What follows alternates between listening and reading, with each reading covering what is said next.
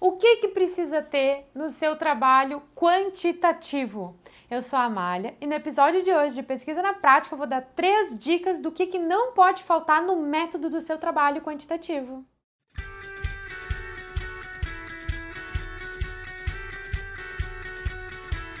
Olá, acadêmicos, tudo bem? Hoje eu vim falar um pouquinho sobre o que precisa ter, ou melhor, o que não pode faltar no teu capítulo de método se o teu trabalho é quantitativo. Eu vou dar 3 dicas, então, do que não pode faltar no teu trabalho quantitativo, mas vê o vídeo até o final porque eu tenho uma surpresa para ti. Então, num trabalho quantitativo, na parte de método, tem 3 coisas que são fundamentais que você tem que explicar.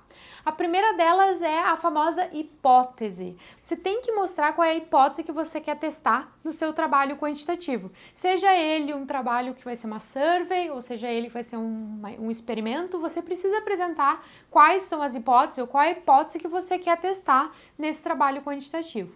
E para isso você precisa ter muito cuidado na hora de escrever a tua revisão de literatura, porque cada parte da tua revisão de literatura ela tem que estruturar e mostrar os estudos até este momento, de que forma eles estudaram aqueles assuntos, aquelas temáticas que você está se debruçando e a tua hipótese é quase uma consequência. Você vai escrevendo parágrafo, quem tá lendo, tá, ok, esse estudo fez isso, mas não encontrou isso, esse estudo fez isso, mas não encontrou aquilo, esse estudo fez isso, mas não juntou com aquilo, logo a minha hipótese. Então, assim, tem que ser quase uma consequência, quase que o leitor ele tem que adivinhar qual é a tua hipótese quando ele estiver lendo ou a tua revisão de literatura, ou depois de ler a tua revisão de literatura, ver as tuas hipóteses, se o teu orientador pediu para você colocar as hipóteses no capítulo de método. No capítulo de método propriamente dito, a primeira coisa que você tem que falar direitinho é como você vai coletar os dados, tá? E aí vai a segunda dica então. Para explicar como que você vai coletar os dados, você tem que trazer bem direitinho o que você pretende fazer. Você vai fazer uma survey? Beleza, como que você construiu esse questionário? Com base em que? Você usou uma escala que já foi publicada num artigo e já foi validada? Ou não, você está desenvolvendo a escala, então da onde você tirou esses itens? Esses itens vieram da revisão de literatura de que forma? Às vezes fazer um quadro onde a gente faça algum tipo de cruzamento do que a literatura diz e, consequentemente, aqueles itens que você vai perguntar para a pessoa no questionário, eles estão alinhados. Isso é bem importante e os professores olham isso no teu projeto, quando você faz um trabalho quantitativo.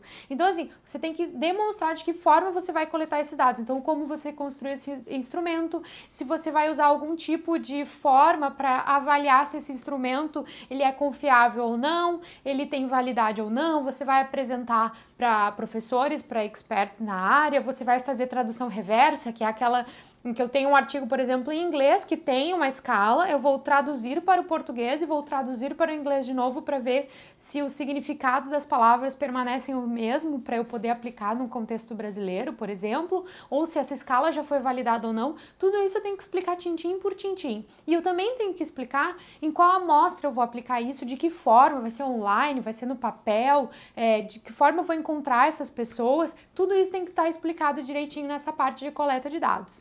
E a última dica é a famosa análise de dados. E essa é uma parte que geralmente o pessoal esquece de escrever num projeto. O pessoal acha que se puxa tanto em escrever a parte de coleta de dados que chega lá na análise e não tem mais fôlego. Então, assim, escreva com bastante calma o que tem na sua análise, o que você vai fazer na sua análise, de que forma você vai olhar para esses dados que você coletou e vai analisar quais são os cálculos estatísticos, que cuidados você tem que ter. Porque muita gente esquece que a análise ela não pode ser pensada depois que eu coletei os dados, ela tem que ser pensada antes. Vou dar um exemplo.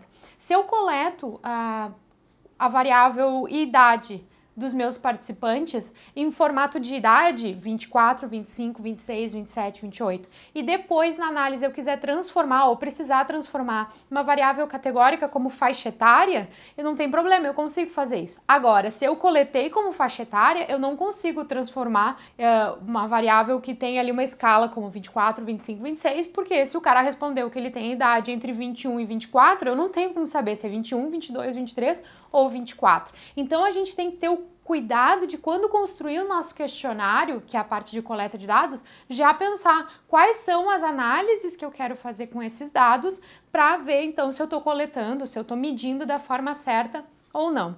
Eu espero que vocês tenham gostado do vídeo e que esse vídeo traga dicas bem legais para você fazer o teu trabalho quantitativo. Então, se você esperou até o final, você não esqueceu do presente que eu tenho, né? Eu vou deixar o link aqui embaixo de um mini curso do Google Forms que a gente acabou de montar e disponibilizar gratuitamente. Ele vai ajudar você muito a montar o seu questionário online usando o Google Forms. Eu espero que vocês tenham gostado do vídeo. Curta aqui, inscreva-se no nosso canal e nos ajude a ajudar mais pessoas a fazer sua pesquisa acadêmica. E a gente se encontra no próximo vídeo. Até!